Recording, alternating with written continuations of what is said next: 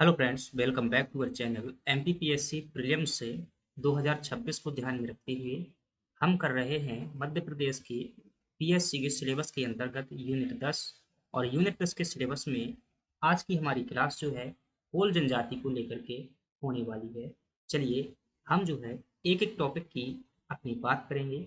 अभी तक हम जो है मध्य प्रदेश की जनजातियों में ये 6वें नंबर की क्लास जो ले रहे हैं। इसके पहले तक 5 क्लासें हो चुकी हैं।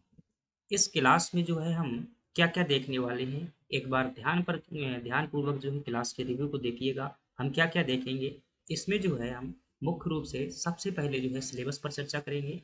देन जो है हम सिलेबस पर चर्चा करने के पश्चात जो है अगले पॉइंट में बढ़ेंगे और अगला पॉइंट जो हमारा होगा, हम देखेंगे मध्य प्रदेश की कोल जनजाति की परिचय तथा उत्पत्ति के बारे में देखेंगे। यह किस प्रकार से रामायण कालीन सबरी माता से संबंधित है और क्या-क्या इसका जो है ऐतिहासिक संदर्भ है, कैसे इसकी जो है उत्पत्ति हुई है। हम देखेंगे कोल जनजाति की उत्पत्ति को लेकर के जो भी मान्यताएं प्रचलित है उनको देखेंगे, कहानी के रूप में समझेंगे, ट्रिक भी लगाएंगे और हम इसमें देखेंगे मध्य प्रदेश में इसका कहाँ-कहाँ पर वितरण है। हर स्लाइड में जो परीक्षा उपयोगी अभी तक प्रश्न पूछे गए हैं, हमने उन प्रश्नों को भी क्या किया है, समाहित किया है, याद रखिएगा।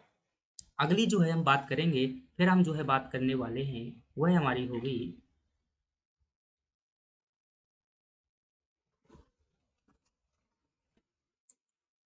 अगली स्लाइड के रूप में हम देखेंगे इसका ऐतिहासिक संदर्भ देखेंगे और साथ ही साथ फिर इससे जो है परीक्षा में जो प्रश्न आए हुए हैं उनको देखेंगे। देन इसके बाद में जो है कोल जनजाति की उपजातियां देखेंगे, यहाँ पर जो है हम ट्रिक को भी समझेंगे और जो है पुनः प्रश्न देखेंगे, क्या प्रश्न पूछे गए हैं। हम देखेंगे मध्य प्रदेश की कोल जनजाति की जो पंचायत के बारे में और इससे संबंधित महत्वपूर्ण व्यक्तित्व देखेंगे और इनसे संबंधित क्या क्या प्रश्न पूछे गए हैं इनको भी देखेंगे। आगे चल करके इनके निवास तथा घरों के बारे में चर्चा करेंगे, इनमें मदाइन शराब के बारे में चर्चा करेंगे। अगला हमारी जो स्लाइड होगी उसमें विवाह प्रथा के बारे में देखेंगे, कौन कौन सी कोल जनजाति में विवाह की प्रथाएं प्रचलित हैं। हम देखेंगे इसमें कोल जनजाति के मृत्यु संस्कार के बारे में बहुत महत्वपूर्ण है, ध्यान रखिएगा, जिसे जो है स्नेही के नाम से जानते हैं। अगली बात करेंगे इसमें हम बच्चों के कुछ खेलों की बात करेंगे जो कि कोल जनजाति में प्रचलित हैं। हम बात करेंगे इनके प्रमुख पर्व और त्योहारों की बात करेंगे। फ्रेंड्स, अंततः हमारी क्लास इनकी धार्मिक मान्यताओं और आर्थिक जीवन के रूप में होते हुए आगे बढ़ेगी और अंततः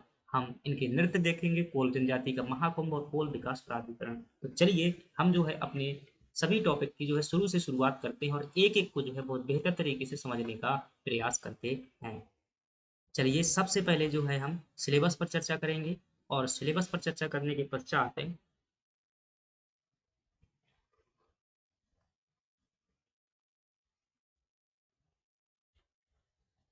चलिए ये हो गया हमारी जो है पहली स्लाइड पर हम आ चुके हैं और पहली स्लाइड पर आने के पश्चात एक एक बिंदुओं पर चर्चा करते हैं और मुझे उम्मीद है कि सभी चीज़ें जो है अच्छे तरीके से चल रही होंगी, आवाज़ वगैरह जो है बेहतर आ रही होगी। आज जो है ये हमारी 6वें नंबर की क्लास है, बुंदेली सौर सीरीज, जो कि हम एमपीपीएससी प्रीलिम्स 2026 को टारगेट करते हुए कर रहे हैं। और जैसा कि मैंने कहा हुआ था कि सिलेबस पूरा करवाएंगे, तो जो हमने वादा किया हुआ था वो जो है निभाएंगे। निश्चिंत रहिएगा, आपके पास में पर्याप्त समय है। हम समय के हिसाब से ही चल रहे हैं, हर दिन का समय जो है सोचा समझा हुआ समय है, उसी हिसाब से अपनी प्लानिंग को आगे बढ़ा रहे हैं। हम जिस दिन एमपीपीएससी प्रीलिम्स का नोटिफिकेशन आएगा, उस नोटिफिकेशन के आने के दिन जो है हम मध्य प्रदेश पीएससी के सिलेबस की लगभग 3 यूनिट जो है पूरी कर चुके होंगे, याद रखिएगा। तो चलिए हम अपनी क्लास की शुरुआत करते हैं। आपको अगर इस क्लास का पीडीएफ चाहिए, शॉर्ट नोट है एक प्रकार का, अगर डिटेल में आप क्लास को देख लेंगे तो आपको जो है बहुत ही बेहतर मजा आने वाला है। हर चीज़ को कहानी के फॉर्म में समझेंगे,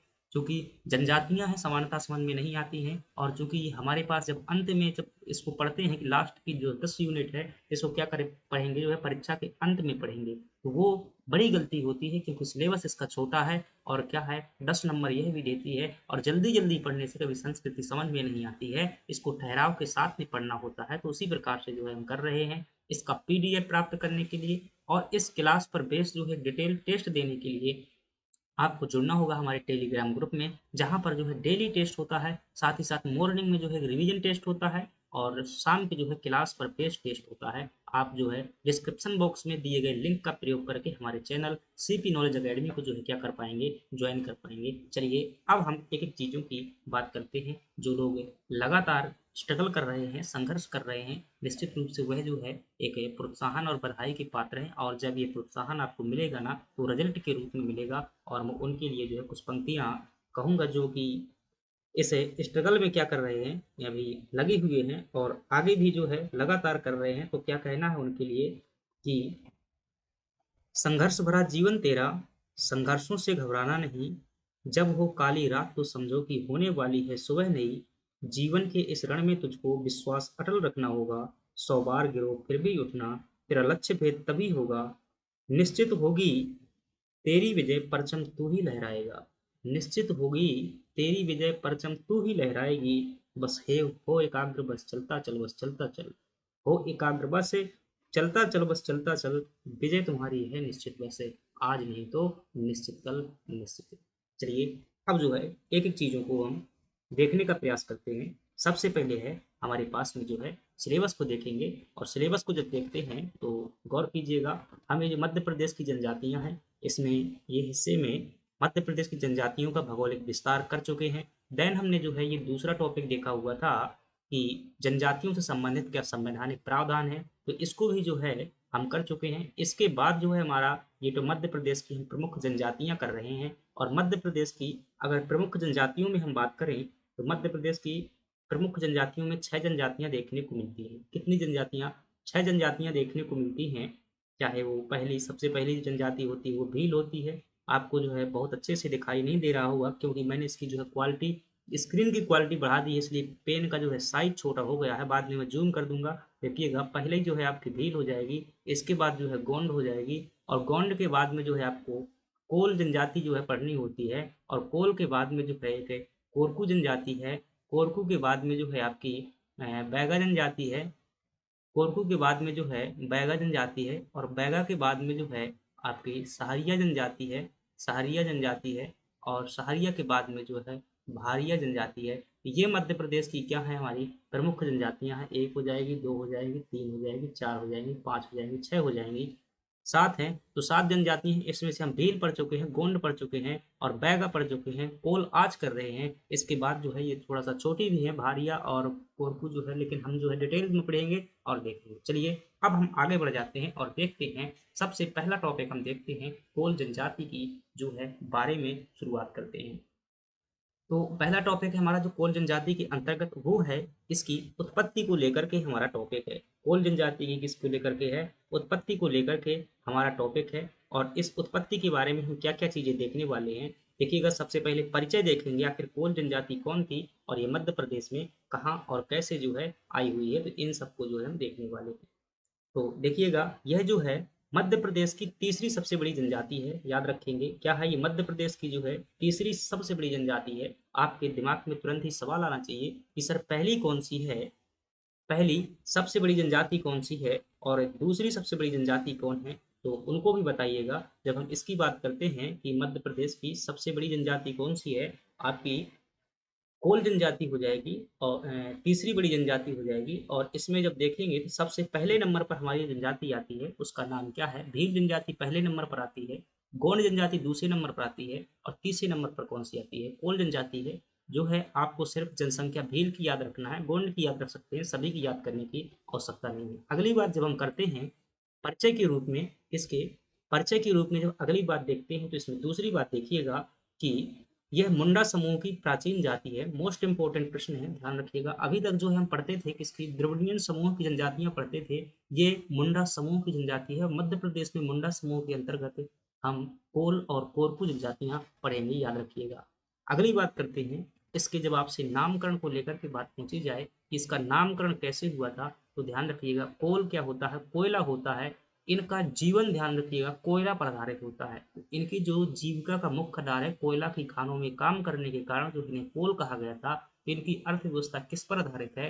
कोयला पर आधारित है, इसलिए इन्हें क्या कहा जाता है? कोल कहा जाता है। चलिए अगली बात करते हैं, इनका उल्लेख कहाँ पर मिलता है? रामायण में मिलता है, महाभारत में मिलता है, बहुत सारे ग्रंथों में मिलता है, अभी देखेंगे। आपने माता सबरी का नाम सुना होगा, जो रामायण कालीन है, वह कौन सी जनजाति की थी? कोल जनजाति की थी। इनका उपनाम कोलेरियन है। क्या है? इनके जब उपनाम की बात आती है कि इनका उपनाम क्या है, तब आप क्या बताएंगे? इनका जो उपनाम है वो कोलेरियन जो है, इनका क्या है? उपनाम है। किस व्यक्ति ने दिया हुआ था? मैक्स मूलर ने दिया हुआ था। तुरंत ही दिमाग में आपके क्लिक करना चाहिए। आप 360 की क्वालिटी में देखेंगे तो आपको चीज़ें दिखाई देंगी। जब आप किसकी बात करते हैं, उपनाम की बात करते हैं, तो आपके दिमाग में तुरंत ही क्लिक करना चाहिए कि जो चीज़ें हम पढ़ चुके हैं, क्या वो रिवाइंड हो रही हैं? तो भील जनजाति के जब उपनामों की बात करेंगे तो क्या-क्या उपनाम पढ़े हुए थे भील जनजाति में? आपको ध्यान होना चाहिए कि हमने क्या पढ़ा था? भील जनजाति में वनपुत्र नाम पढ़ा हुआ था। भील जनजाति में हमने कौन-सा नाम पढ़ा था? भील जनजाति में जो है वनपुत्र के साथ-साथ एक तीरंदाज भी पढ़ा हुआ था। तो भीलों को क्या कहा गया था? वनपुत्र भी कहा गया था, तीरंदाज भी कहा गया। ये पीडीएफ में जो कुछ भी लिख रहा हूँ आपको क्या है, ये आपको मिल जाएगा। और ये कहाँ पर मिलेगा? ध्यान रखिएगा, ये जो है आपको टेलीग्राम चैनल पर मिल जाएगा ये पीडीएफ।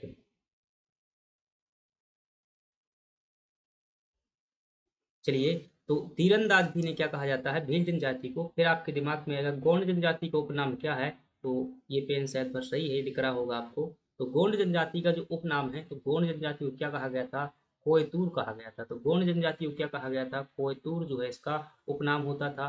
और इसके अलावा हमने क्या पढ़ी थी? एक बैगा जनजाति जो है, तो इन्हें बैगा जनजाति का उपनाम हमने क्या पढ़ा हुआ था? इन्हें मतलब बैगा शब्द का जो शाब्दिक अर्थ होता था क्या होता था? पुरोहित होता था। चलिए, तो उपनाम हमने देख लिया। अगली बात करते हैं, जब आपसे पूछे कि इनका मूल स्थान कौन सा है, जो आपकी कोल जनजाति है इसका मूल स्थान कौन सा है, तो हम अगर यहाँ पर थोड़ा सा समझें तो यह जो है रीवा, जैसे भी मैप आगे आएगा तो वहाँ पर वितरण में देखेंगे कि कैसी थी मूल निवास इनका। तो यह जो है रीवा जिले के अंतर्गत दो गांव है, एक कुराली गांव और फरेंदा गांव। इन्हें जो है अपना क्या मानती है? मूल निवास मानती है। चलिए देखते हैं आगे और इनकी उत्पत्ति को लेकर के चर्चा करते हैं। तो ये देखिएगा इधर चित्र में जो है सबरी जो है कोल जनजाति की है, मोस्ट इम्पोर्टेंट है। अभी हम जो है महोत्सव भी हुआ है 2023 में, सबरी महोत्सव हुआ है, उसकी भी जो है हम चर्चा करने वाले हैं। तो चलिए देखते हैं।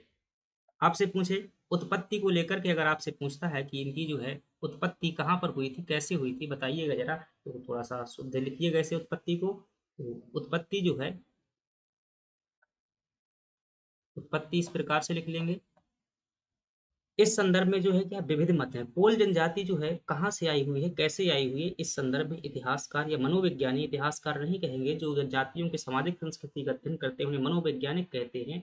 तो चूंकि संस्कृति आंतरिक होती है, तो इसमें जो है विभिन्न मत हैं। मुंडा एक कथा है। कौन सी कथा है? जो मतलब मुंडा समूह की ये क्या है? एक जनजाति है। तो मुंडा समूह में एक जो कथा प्रचलित है, उस कथा के अनुसार क्या कहा गया है कि कोल जनजाति की उत्पत्ति जो है सूर्यदेव से हुई है। सूर्यदेव के कई पुत्र थे, उनमें से जो है 12 पुत्रों में से एक पुत्र कौन से थे? कोल थे, उसी में से हुई है। तो ये मुंडक कथा के अनुसार ऐसी मान्यता प्रचलित है। अभी जो है मैं बता दूंगा आपको क्या क्या चीजें ध्यान रखना है, क्या क्या प्रश्न जो है परीक्षा की दृष्टि से है। क्योंकि एक दिमाग में स्टोरी बनाने के लिए कोल जनजाति की जो है मानसिक स्तर पर जो है व्यापक समझ बनाने के लिए कुछ कहानियां दिमाग में जरूर होना चाहिए, वो हम देख रहे थे। तो मुंडा जनजाति में कथा प्रचलित है। उस कथा के अनुसार कोल जनजाति की उत्पत्ति किससे हुई है? भगवान सूर्य से हुई है। हमारे पुराणों में क्या देखने को मिलता है? पुराणों में देखने को मिलता है कि असग के पुत्र से जो है, जो बेन थे, असग का पुत्र कौन था? बेन था। उससे जो है क्या हुई है? इससे उत्पत्ति हुई है।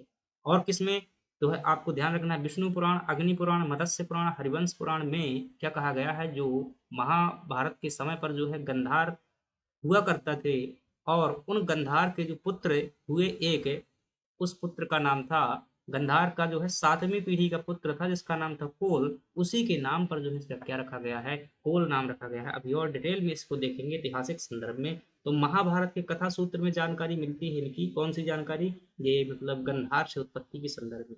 कुछ कोल स्वयं को क्या कहते हैं? सबरी की संतान भी कहते हैं। ये जो है रामचरितमानस में भी देखने को मिलता है। आपसे क्या प्रश्न पूछा जाएगा? सिंपल सा प्रश्न पूछा जाएगा, कोल जनजाति का साहित्यिक स्रोत मतलब कहाँ से इनकी जानकारी मिलती है? तो आप कल्पना कीजिएगा, अगर सबरी के बारे में उल्लेख मिलता है तो रामायण से हो जाएगी, गंधार का उल्लेख मिलता है तो महाभारत से हो जाएगी, और जो है पुराणों में देखने को मिल जाती है। ये चीजें ध्यान रखना कहाँ पर इसकी जो है जानकारी मिलती है।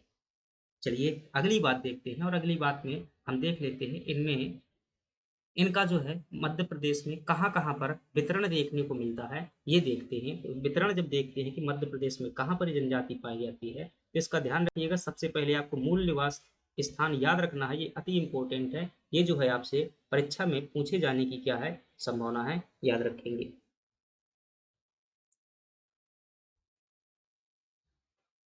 चलिए जब देखते हैं तो इनका मूल स्थान कहाँ पर है, तो इधर देखेंगे तो इधर जो है रीवा जिला पड़ता है। ऊपर से मैंने पर्वत लगा दिया हुआ है, विंध्याचल पर्वत। तो ये रीवा जिला है। रीवा जिले की जो फरेंदा गांव है और दूसरा गांव कौन सा है, कुराली गांव है। इसमें क्या देखने को मिल जाते हैं, कोल जनजाति की ये मूल निवास क्षेत्र हैं। अभी इनकी कहानी देखेंगे, राजा मणिहार देव की कहानी देखेंगे और वहां पर समझ में आएगा और अच्छे से। विंध्य जो कैमूर श्रेणी है, ये विंध्याचल पर्वत है, ये देख पा रहे हैं, ये विंध्याचल पर्वत है। विंध्याचल पर्वत की जो श्रेणी है, विंध्याचल पर्वत के विस्तार की अगर बात करें फ्रेंड्स, तो यहाँ से ये गुजरात से लेकर के बहुत दूर तक, मतलब उत्तर प्रदेश और ये झारखंड तक जो है विस्तृत है। कौन, विंध्याचल पर्वत है। तो विंध्याचल पर्वत की एक जो श्रृंखला है, श्रेणी है, जिसका नाम है कैमूर श्रेणी, वो कैमूर श्रेणी यहाँ पर पाई जाती है और इसी क्षेत्र में ज्यादातर जो है कोल जनजाति देखने को मिलती है। हालांकि जिलों के रूप में देखेंगे तो ये जिला है आपका रीवा जिला है, ये जो है आपका सीधी जिला है, ये जो है आपका सिंगरौली जिला है। कौन सा जिला है, ये सिंगरौली है। और ये जो देख पा रहे हैं आपका शहडोल जिला है, ये कौन सा है, शहडोल जिला है। और ये आपका जो है ये यहाँ पर मंडला जिला है, मंडला जिला है। और ये जो है आपका कौन सा है, डिंडोरी जिला है, डिंडोरी जिला है। तो इन जिलों में जो है इसकी जनजाति पाई जाती है। तो मुख्य रूप से आपकी रीवा, सतना, सीधी, सिंगरौली, शहडोल, जबलपुर, मंडला में भी जो है क्या है, ये सॉरी मैंने यहाँ पर डिंडोरी लिखा हुआ है, यहाँ पर जबलपुर लिखिएगा।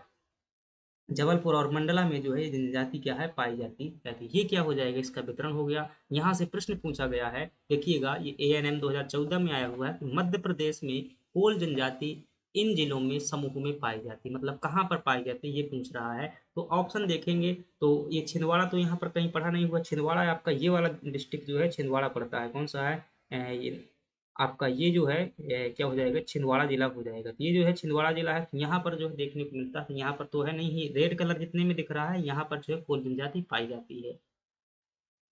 और ये तो छिंदवाड़ा वाला ये ऑप्शन अपने आप, कई बार जो क्या होता है फ्रेंड्स, हमें ऑप्शन काटने होते हैं। याद रखिएगा, जो भाषा हमने याद की हुई है वैसी भाषा नहीं आती है, तो अपनी समझदारी से पहले ऑप्शन क्रॉस कीजिएगा। झाबुआ में तो यहाँ हो ही नहीं सकती। झाबुआ में कौन सी जनजाति रहती है, भील जनजाति। इनमें से कोई नहीं। तो मान लो ये जो है रीवा में हम पढ़ते रहते हैं, तो रीवा क्या हो जाएगा, सही हो जाएगा। तो आपका ये ऑप्शन निकल आएगा।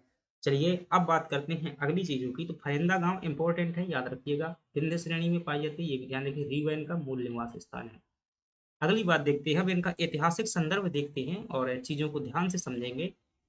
ऐतिहासिक संदर्भ में क्या जानकारी मिलती है, इनकी जानकारी पहले देखिएगा। ये प्रश्न आपसे आ सकता है कि कहाँ कहाँ पर जो है कोल जनजाति की जानकारी मिलती है, तो आप बताएंगे रामायण में मिलती है, महाभारत में मिलती है, पाणिनि की अष्टाध्यायी मिलती है। ध्यान रखिएगा, अच्छा प्रश्न है। पाणिनि जो है, इन्होंने पुस्तक अष्टाध्यायी लिखी हुई थी, पाणिनि द्वारा भी इनका उल्लेख किया गया है। तुलसीदास द्वारा जो है रामचरितमानस में उल्लेख किया गया है। ऋग्वेद में भी इनका उल्लेख मिलता है और पुराणों में भी जो है इनका उल्लेख मिलता है। किसमें, पुराणों में भी इनका उल्लेख मिलता है। इतनी जगह जो इनकी जानकारी देखने को मिल जाती है। रामचरितमानस में क्या कहा गया है, ध्यान से देखेंगे। रामचरितमानस में कहा गया है कि रामचरितमानस में श्री राम के चित्रकूट आगमन पर जो है मिलन की चर्चा की गई है। तुलसीदास जी ने क्या कहा हुआ है रामचरितमानस में, जब भगवान श्री राम जो है चित्रकूट में जो क्या है आगमन हुआ था, उस टाइम पर जो है क्या हुई थी, कोल जनजाति जो है क्या हुई थी, इनसे मिली थी। आप अगर गौर से देख पा रहे होंगे यहाँ पर देखिएगा इस चित्र में, तो आपको जो है स्पष्टता के साथ में यहाँ पर दिख रहा होगा कि ये जो कोल जनजाति, ये जो है भगवान राम, सीता और लक्ष्मण से क्या हो रही है, यहाँ पर मिल रही है। और इस बात का जिक्र किसने किया हुआ है, रामचरितमानस में जो है गोस्वामी तुलसीदास जी द्वारा क्या है, इसका जिक्र किया गया है। अगली बात करते हैं। अगली बात जब देखते हैं तो अगली है हमारे पास में, अगली बात है कि महाभारत में क्या जानकारी मिलती है। महाभारत में देखते हैं तो महाभारत कालीन जो है कोल नाम का एक दैत्य हुआ करता था। महाभारत में कौन सा दैत्य होता था, उसमें चर्चा मिलती है। किसमें चर्चा मिलती है, गार्गी संहिता में चर्चा मिलती है कि महाभारत कालीन एक कोल दैत्य होता था। उसका उल्लेख मिलता है किसमें, गार्गी संहिता में। उसी से जो है ये अपने आप को जोड़ने का कार्य करते हैं। तो रामचरितमानस में क्या जिक्र किया गया है ये बताया। महाभारत कालीन कोल दैत्य के बारे में जो है गार्गी संहिता में जिक्र मिलता है, ये बताया गया। राजा तुर्वसु का राज्य जो है रेवा का तटवर्ती देश था और उनकी 7वीं पीढ़ी के राजा कोल हुए। राजा कोल के जो है वंशज क्या कहलाए, कोल कहलाए। अब ये जानकारी भी जो है आपको किसमें मिलती है, ये कहावत में जो जानकारी मिलती है कि एक जो है तुर्वसु, ये आपने नाम सुना होगा, जब ऋग्वैदिक काल में वो पढ़ते हैं हम कि कौन कौन से पंच जन राज्य थे, उनमें से एक राज्य था तुर्वसु। तो तुर्वसु क्या था, एक जो है ऋग्वैदिक कालीन का राज्य था। ये ऋग्वेद में शायद कहानी देखने को मिलती होगी इसमें क्या मिलता है, तुर्वसु राज्य का एक राजा था, राज्य का जो एक राजा था, उस राजा को जो है रेवा, रेवा नाम किसके लिए आया हुआ है, नर्मदा नदी के लिए यह नाम आया हुआ है। उसको कहाँ का राज्य दिया गया था, रेवा का तटवर्ती देश दिया गया था, यानी कि नर्मदा नदी के आसपास वाला क्षेत्र जो है दिया गया था। और इसी तुर्वसु राज्य में जो है 7वीं पीढ़ी में क्या हुआ, एक राजा हुआ, उस राजा का नाम क्या था, कोल था। उसी राजा कोल के वंशज क्या कहलाए, कोल कहलाए। ध्यान रखिए, ये कहानी जो है आपको कहाँ मिलती है, पुराणों और वेदों में देखने को मिल जाएगी। तो ये वाला तुर्वसु राज्य की मतलब राजा कोल की एक कहानी हो गई। अगली बात करते हैं, एक जो है कथा प्रचलित है, ये कथा जनश्रुति के अनुसार है कि राजा मदीनिया, मदीनिया मणिनिया है, ध्यान रखिएगा, अड़ा है यहाँ पर, अड़ा, मरीनिया, राजा मरीनिया की राजधानी जो है मांडा थी, जो कि सिंगरौली में पड़ता। अब देखिएगा, अगर आपने गहराई से चीजें पढ़ी हुई है, कई बार ये प्रश्न आता है भाई कि मांडा का प्रश्न आता है, हालांकि ऐसा नहीं आता है कि किसकी राजधानी थी, ये आता है कि मांडा की गुफाएं कहाँ पर स्थित हैं। अगर आपको ये पता है कि मांडा कहाँ पर है, सिंगरौली में है, तब आप जो है आसानी से बता सकते हैं। तो जो है एक कोल राजा हुआ जिसका नाम था क्या, मणिन्हिया, इस राजा का नाम था, और उसकी राजधानी क्या थी, सिंगरौली जिले के अंतर्गत मांडा नाम का क्षेत्र जो राजधानी हुआ करता था। ये जो है महाराणा प्रताप के समकालीन था। कौन था ये, मतलब राणा प्रताप जो अकबर के समकालीन थे, उनके समय पर जो है ये राजा हुआ कोलों का। लेकिन देखिए कहानी सुनिएगा पूरा, जो है किसकी कहानी बता रहा हूँ, राजा मणिन्हिया की कहानी बता रहा हूँ। मणिन्हिया, राजा मणिन्हिया की कहानी है, और ये कहानी क्या है, ये कहानी के अनुसार जो है इनका राज्य जो हुआ करता था मांडा में, जो है इनका राज्य हुआ करता था, कहाँ पर, मांडा में। और मांडा कहाँ पर पड़ता है, मांडा जो है आपका ये सिंगरौली में पड़ता है। कहाँ पर पड़ता है, मांडा जो है आपका सिंगरौली में पड़ता है। और जो यह है राजा जो होते थे, मरीनिया जो है कोल राजा होते थे, और इस राजा की जो है, ये कौन थे, मतलब महाराणा प्रताप के क्या थे, ये समकालीन थे। और राणा प्रताप को क्या किया हुआ था, अकबर के खिलाफ इन्होंने क्या किया था, सहयोग भी किया हुआ था। लेकिन बाद में जब राणा प्रताप का मतलब समय चला गया, तो उसके बाद में जो है ऐसा कहते हैं कि इन्होंने खूब सारा पैसा कमाया, तो फिर लोगों ने क्या रखा कि ये इसने मतलब सामाजिक प्रतिष्ठा स्थापित करने के लिए ठाकुरों के साथ, ठाकुरों और यादवों के साथ में जो है इनने वैवाहिक संबंध है, वैवाहिक संबंध स्थापित करने की क्या कही, बात कही। तो फिर जो है इन ठाकुरों द्वारा क्या कर दिया गया, इसे आमंत्रित किया गया, और जो है जहर दे करके क्या कर दिया गया, मार दिया गया। तो ये कहानी किसकी है, राजा मरीनिया की है, जो कि कोल जनजाति के राजा थे। और ये मांडा सिंगरौली इनकी क्या होती थी, राजधानी होती थी।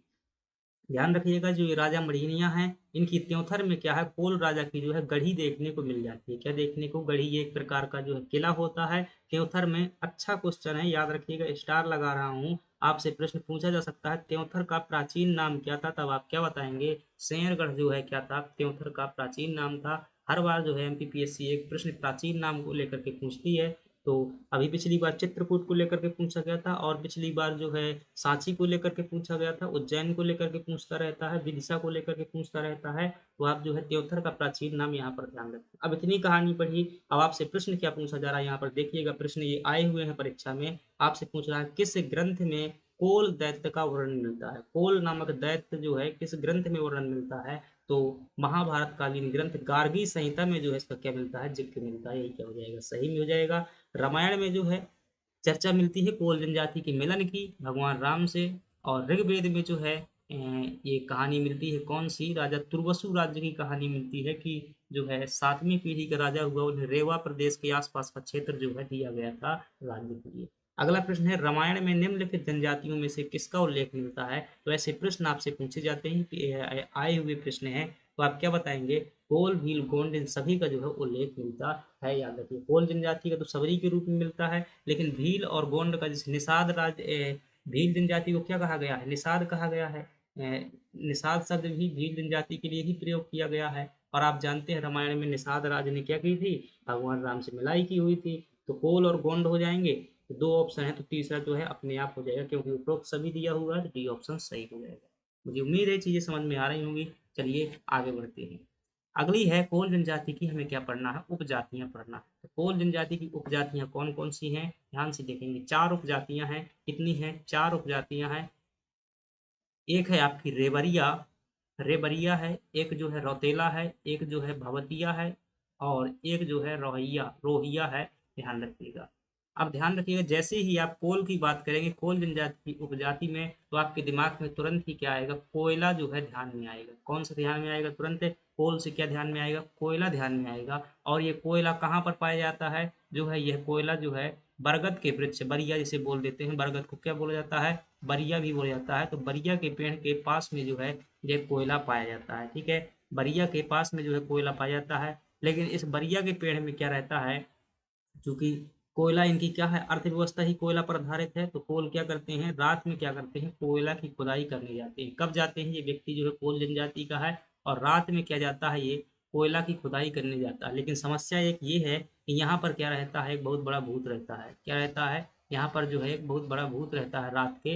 ये देख पा रहे हैं पेड़ में जो है बैठा हुआ है, हाँ सही में बैठा हुआ है, ठीक है। ये भूत यहाँ पर रहता है, और यहाँ पर क्या हो जाएगा, कोयला हो जाएगा। ये व्यक्ति रात में जो क्या करता है, कोयला खोदने जाता है। पेड़ कौन सा है, बरिया का। इसी में जो है आपके नाम छुपे हुए हैं। तो बरिया से आपका क्या हो जाएगा, रे बरिया हो जाएगा। कौन सा हो जाएगा, रे बरिया हो जाएगा। और रात से क्या हो जाएगा, आपका रौतेला हो जाएगा। और भूत से क्या हो जाएगा, भवतिया हो जाएगा। तो और ये भूत जो है यहाँ पर रहता था, तो रोहैया रोहैया, तो भूत कहाँ का रोहैया था, इस पेड़ के कोयला के पास पास का रोहैया था, ये रहने वाला था। तो इस प्रकार से आपको ये चार शब्द याद करना है। दिमाग में जब आप ये चित्र देख लेंगे और कहानी देख लेंगे, बहुत ही आपको जो है आसानी से चीज़ें समझ में आएगा। एक बार फिर से जो है ये कहानी यहाँ पर देखिएगा, ये जो है आप देख पा रहे हैं, ये कहानी है। ये जो है वृक्ष है, ये जो है यहाँ पर देख पा रहे हैं, ये भूत है। और ये जो है बरिया का पेड़ है, ये जो है कोयला बरिया के पास में था, कोयला से हो जाएगी कोल जनजाति। और ये रात में खोदने जाता था, तो ये हो जाएगा रौतिया। भूत से हो जाएगा भवतिया। ये रहता था यहाँ पर, तो रोहिया। और बरिया का पेड़ था तो बेबरिया। ये क्या हो जाएंगी, इनकी जो है उपजाति हो जाएंगी, याद रखिएगा। चलिए अगली बात करते हैं। अब जो है हम क्वेश्चन के प्रश्न देख लेते हैं। तो ये क्या हो जाएंगे, उपजातियां हो गई। और उपजातियों के बाद में जो है हम क्या देखते हैं, इससे संबंधित महत्वपूर्ण प्रश्न देखते हैं। आपके पास में पहला प्रश्न है कि निम्नलिखित में से कौन कोल जनजाति की उपजाति नहीं थी।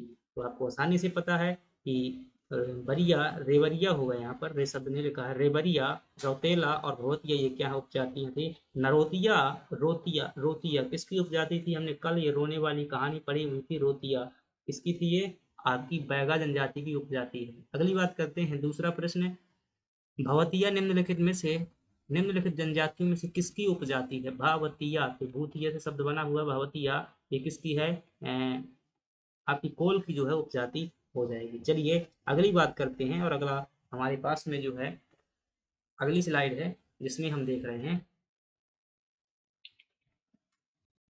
अब हम देखेंगे कोल जनजाति की जो है हम पंचायत के बारे में देखेंगे। उपजातियां हो गई, हम देखेंगे पंचायत के बारे में जो है चीजें देखेंगे। चलिए अब पंचायत के बारे में आपको क्या याद रखना है, पंचायत के बारे में जो है याद रखना है आपको सबसे महत्वपूर्ण प्रश्न, जो अभी तक जो है कई बार परीक्षाओं में पूछा गया है, याद रखिएगा। कोल जनजाति की पंचायत को क्या कहते हैं। आपसे सिंपल प्रश्न आता है, कोल जनजाति की पंचायत को क्या कहा जाता है, तब आप क्या बताएंगे। कोल जनजाति की पंचायत को जो है क्या कहते हैं, गोहिया या मयारी कहा जाता है। याद रखिए क्या कहा जाता है, कोल जनजाति की पंचायत को क्या कहते हैं, गोहिया या मयारी कहते हैं, ध्यान रखिएगा। चलिए इन्हें और स्पष्टता के साथ में थोड़ा देखते हैं, ताकि चीज़ें जो है हमेशा जो कैसी बनी रहे, हमारी क्लियर बनी रहे। तो पंचायत को क्या कहते हैं, गोहिया कहते हैं। ये आप देख पा रहे हैं कि पंचायत है, मैं जो है कई बार चीज़ें बता चुका हूँ। पंचायत इनके लिए बहुत महत्वपूर्ण होती है, क्योंकि ये प्रशासन का काम करती है। अब पंचायत में आप देख पा रहे होंगे कुछ निर्णय ले रहे हैं, किसी प्रकार से कोल जनजाति की जो पंचायत होती है, गांव में क्या होगा क्या नहीं होगा, कौन जो है यहाँ पर यहाँ का मतलब कोई जैसे वनों का सामान है, तो वन का सामान कौन तोड़ेगा, कौन लाएगा, उपज कौन ग्रहण करेगा, और पशु कहाँ चराए जाएंगे, जो फालतू पशु घूमते हैं उनकी व्यवस्था कैसे की जाएगी, साफ सफाई, गंदगी, शिक्षा, और ये सभी चीज़ें जो है पंचायत ही करती है। इसलिए पंचायत इनकी महत्वपूर्ण होती है। पंचायत में जो है देखिएगा क्या क्या जो खास है।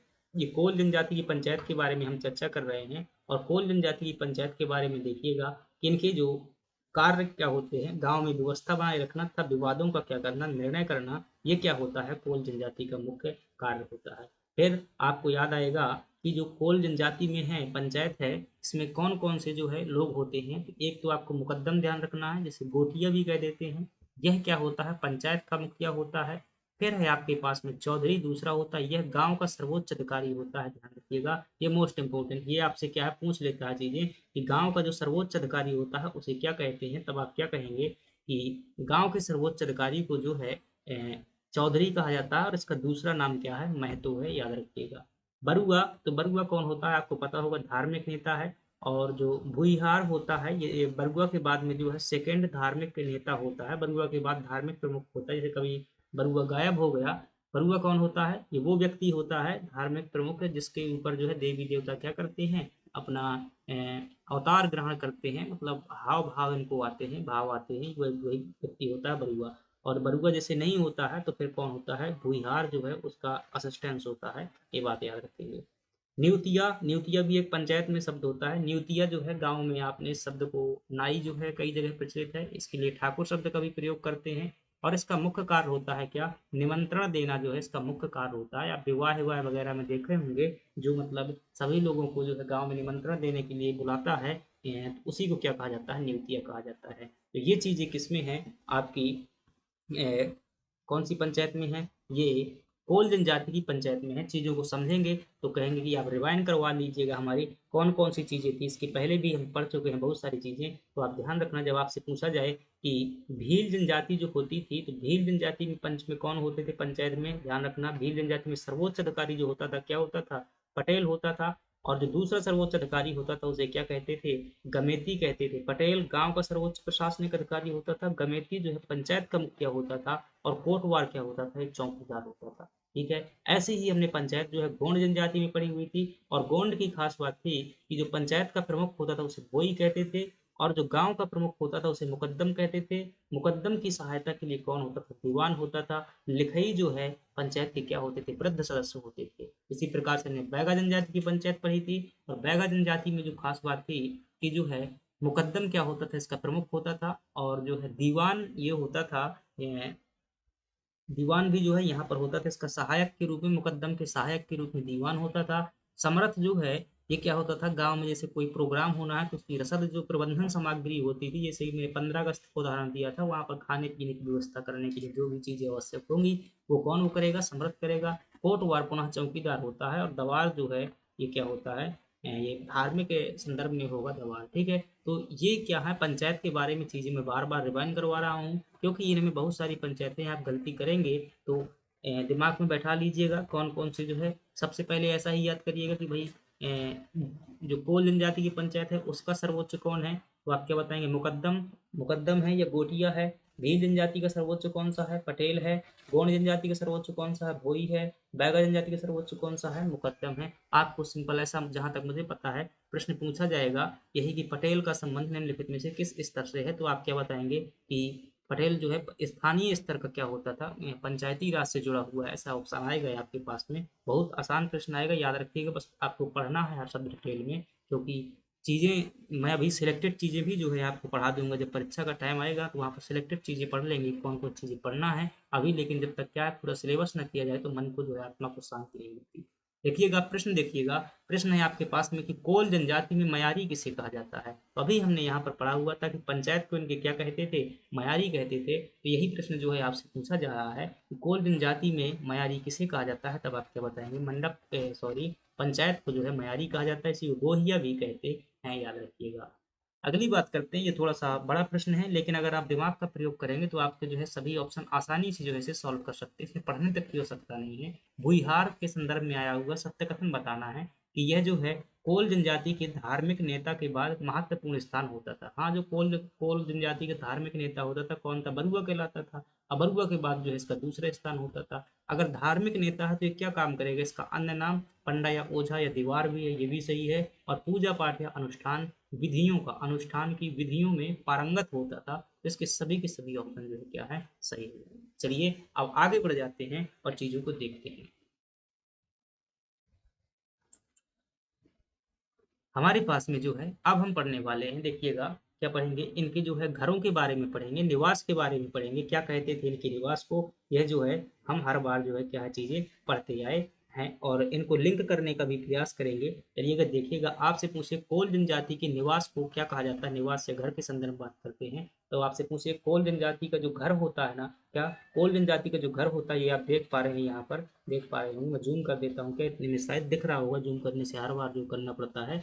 तो ये घर जो है, इनका घर किससे बना होता है, घास फूस से बना होता है और खुले मैदान में होता है, पहाड़ी जंगल अंगल के आसपास होता है। ध्यान रखिएगा, जंगल में ज्यादा रहना पसंद करती है कोल जनजाति, इसलिए जो इनकी देवी होती है बनवासी माता, वो इसको जो है बहुत पसंद करते हैं। जो भी उनको जंगल में जो भी कष्ट होते हैं, शेर जो भी नहा आ गया, तो उसको लड़ने में जो है जय बनवासी माता का नारा लगाते हैं और वो करते हैं। ठीक है, तो इनका जो घर होता है किससे बना होता है, घास फूस और जो है बांस लकड़ी से मिट्टी से बना होता है। इसे मढ़िया कहा जाता है, मढ़िया मढ़िया कहते हैं, ये झोपड़ी कह देते हैं, ध्यान रखिएगा। और इनके गांव को क्या कहते हैं, कोलन टोला कहते हैं। क्या कहते हैं, पूरे गांव, ऐसा मतलब जब कई घर हो जाएंगे, जैसे नीचे बना हुआ है ये घर, तो इन्हें क्या कह देंगे, कोलन टोला कह देंगे। और जो इनका एक घर होगा उसे क्या कहेंगे, झोपड़ी या मढ़िया कहेंगे।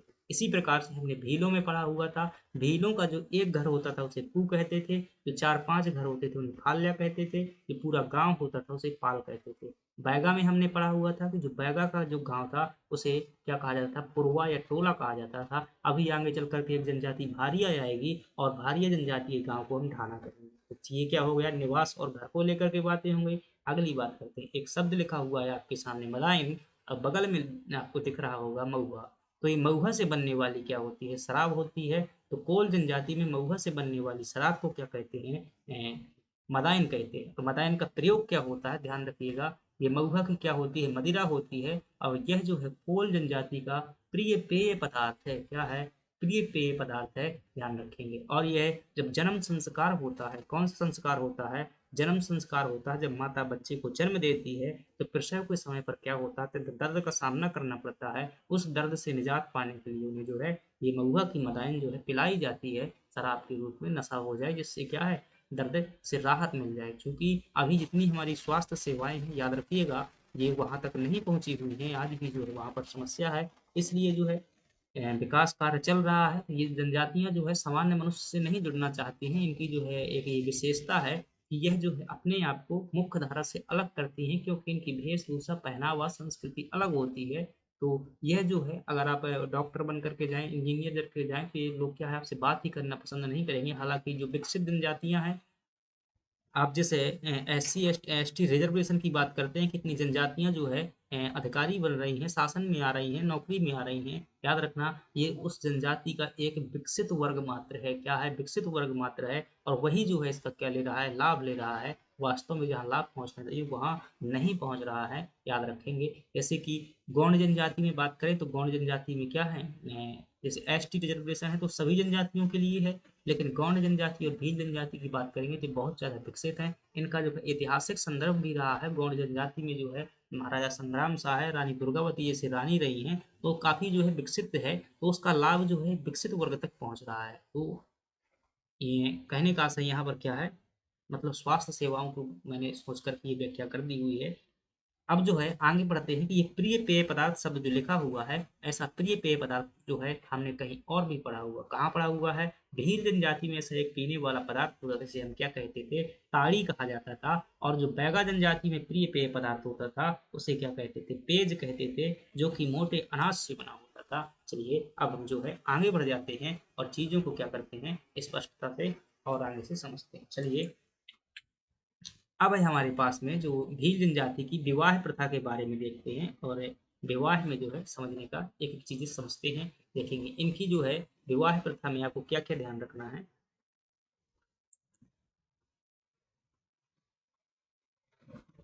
तो विवाह में जो है बहुत ज़्यादा हमने खूब विवाह पढ़े हुए हैं जनजातियों में, लेकिन यहाँ पर जो है आपको बहुत ज़्यादा विवाह याद करने की आवश्यकता नहीं है। एक आपको यहाँ पर जो है मंगनी विवाह याद करना है। कौन सा विवाह याद करना है, मंगनी विवाह है। आपसे पूछे कि मंगनी विवाह, हालांकि हम जो है पिछली वाली क्लास में पढ़ चुके थे कि मंगनी विवाह क्या होता है, कि मंगनी विवाह में जो है जैसे लड़का और लड़की क्या होते हैं, शादी की जिससे शादी होनी होती है, लड़की के पक्ष में क्या है, जो लड़का का पिता होता है वह लड़की के घर जाता है, और उस घर में जो है लड़की को से सांकेतिक रूप से क्या पूछी जाती है, सहमति पूछी जाती है। जब वो सहमति हो जाती है तो विवाह जो है फिक्स हो जाता है। उसमें जो है बिल्मा नृत्य, सॉरी बिल्मा कहता हूँ, रीना नृत्य भी वहाँ पर किया जाता है, दादर गीत गाया जाता है। और बात करें तो इसमें राजी बाजी विवाह भी प्रचलित है। राजी बाजी का मतलब है जब लड़का और लड़की क्या होते हैं, एक दूसरे को पसंद कर लेते हैं तो उसे क्या कहते हैं, राजी बाजी विवाह कहते हैं। विधवा विवाह आप जानते हैं, हम भील जनजाति में विधवा विवाह पढ़ा था, जिसे नतारा भी कहते थे, नतारा भी कहते थे, नातरा। और ये इम्पोर्टेंट है आपकी मांगर माटी प्रथा, याद रखिएगा मांगर माटी प्रथा आपकी इम्पोर्टेंट है। तो इसे समझेंगे, मांगर माटी प्रथा क्या होती है। जैसे जब क्या होता है, विवाह होता है, विवाह होता है, और विवाह के आप जानते हैं 6 दिन पूर्व, जब जिस दिन मंडप में लगना होता है उसके 6 दिन पूर्व क्या है, मिट्टी लाई जाती है। और इस मिट्टी से क्या किए जाते हैं, चूल्हे बनाए जाते हैं। और चूल्हे में जो है, जो भी कुल देवता होते हैं उन देवताओं के लिए जो है जो माएँ बनाई जाती हैं, मतलब जो भी उनका पूजा का सामान होता है वो जो है उसे नए चूल्हे में बनाई जाती है। तो ये माटी लाने की जो प्रथा होती है इसी को क्या कहते हैं, मांगर माटी कहते हैं। मोस्ट इंपॉर्टेंट है, याद रखिएगा, मांगर माटी प्रथा से संबंधित है, विवाह संस्कार से संबंधित है, कोल जनजाति में प्रचलित है, याद रखिएगा। माटी ला करके जो इसमें चूल्हा बनाया जाता है। अगली बात करते हैं, ये भी आपका जो है मोस्ट इंपॉर्टेंट है, कलात्मक विवाह स्तंभ क्या है, ये भी इंपॉर्टेंट है। आपसे ये पूछा जाएगा मगरोहन क्या है, मगरोहन क्या है, ये पूछा गया प्रश्न है, याद रखिएगा। मैंने यहाँ पर नहीं लिखा हुआ है तो नहीं लिखा होगा, लेकिन आपसे प्रश्न पूछा गया है मगरोहन संबंधित है, ऐसा पूछा गया है। जैसे गौण जनजाति में एक शब्द आता है नोहडोरा आ जाता है, वैसे नवीन शब्द आ जाते हैं, तो इनको पढ़िएगा। कलात्मक जो विवाह स्तंभ है, अब यहाँ पर देखेंगे ये जो है क्या है, ये मंडप लगा हुआ है विवाह का। ये क्या लगा हुआ है, विवाह का मंडप लगा हुआ है। मंडप के नीचे महिलाएं बैठी हुई, और ये संरचना आप देख पा रहे हैं, लकड़ी से बनी हुई ये संरचना जो है, इसी संरचना को क्या कहा जाता है, मगरोहन कहा जाता है। ये क्या होता है, सभी जगह अलग अलग नाम से, हमारे यहाँ पर शायद बड़े से मोढ़ा बोलते हैं या फिर खंभा बोल देते हैं इसको। तो ये होता है, ये हमारे यहाँ पर सागौन की, सागौन ही मतलब छिवली वृक्ष की लकड़ी से जो है बनाया जाता है। और ये मंडप के मध्य में जो है गाड़ा जाता है। जितने भी विवाह के अनुष्ठान होते हैं वो इसी के आसपास यहीं पर हवन कुंड में जो है होते हैं। तो मगरोहन आपको क्या पता चला कि मगरोहन क्या है। तो मगरोहन जो है मंडप के नीचे जो है लकड़ी का गाड़ा जाने वाला स्तंभ होता है, सभी लोगों ने कभी न कभी देखा होगा, ऐसा नहीं होता है। तो यही क्या है आपसे, ये इसे खंभा भी बोल देते हैं, इसे मोढ़ा भी बोल देते हैं, इसे मगरोहन भी बोलते हैं। मगरोहन को लेकर के प्रश्न पूछा गया है कि मगरोहन क्या था। तो चलिए, ये चीज़ें हमारी क्या हैं, विवाह के संदर्भ में हो गई, कहाँ कोल जनजाति में। थोड़ा सा आगे बढ़ जाते हैं और देखते हैं, मोस्ट इम्पोर्टेंट है आपके पास जो है मृत्यु संस्कार को लेकर के, देखते हैं कि क्या क्या खास बातें हैं। मृत्यु संस्कार में जो सबसे यहाँ पर इम्पोर्टेंट प्रथा है, इस प्रथा का नाम क्या है, स्नेही स्तंभ जो है सबसे इम्पोर्टेंट है। आपसे याद रखेंगे क्या, स्नेही स्तंभ जो है ये सबसे इम्पोर्टेंट है। स्नेही भी कह देते हैं, स्नेही भी कह देते हैं। और ये क्या होता है, लकड़ी से बना हुआ क्या होता है, प्रतीक चिन्ह होता है। अभी इसे हम देखेंगे। और ये कहाँ पर, जहाँ जैसे क्या होता है, किसी व्यक्ति की डेथ हो जाती है, क्या हो जाती है, देख लेते हैं। जैसे किसी व्यक्ति को क्या हो जाती है, डेथ हो जाती है, तो डेथ होने के बाद में जहाँ पर व्यक्ति को दफनाया जाता है तो वहाँ पर एक लकड़ी से बना हुआ चिन्ह है, गाड़ते हैं। ये कैसा चिन्ह होता है, ये चिन्ह देखिएगा, अगर ये चिन्ह आप देख पा रहे हैं सटीकता से, मैं थोड़ा सा और कम जूम करता हूँ, तो आई होप जो है आपको ये चिन्ह दिखाई दे रहे होंगे। तो ये चिन्ह जो है इन्हीं को क्या कहते हैं, स्नेही कहते हैं, ध्यान रखिएगा। मैंने ये फोटो जो है मध्य प्रदेश जनजातीय कल्याण विभाग की ऑफिशियल वेबसाइट से निकाली हुई है। तो ये क्या है, स्नेही है, ध्यान रखेंगे। किस जनजाति से संबंधित है, तो बताएंगे कोल जनजाति से।